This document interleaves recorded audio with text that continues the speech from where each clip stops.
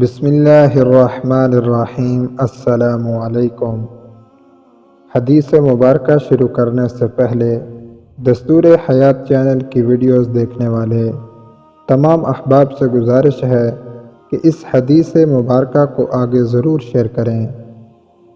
حضور صلی اللہ علیہ وسلم کا پیارا سا فرمان مبارک آپ کی سماعتوں کے پیش نظر ہے۔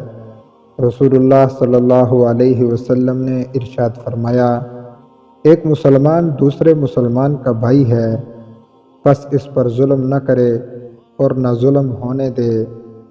جو شخص اپنے بھائی کی ضرورت پوری کرے، اللہ تعالیٰ اس کی ضرورت پوری کرے گا۔ جو شخص کسی مسلمان کی ایک مصیبت کو دور کرے، اللہ تعالیٰ اس کی قیامت کی مصیبتوں میں سے ایک بڑی مصیبت کو دور فرمائے گا۔ اور جو شخص کسی مسلمان کے عیب کو چھپائے، اللہ تعالیٰ قیامت کے دن اس کے عیب چھپائے گا۔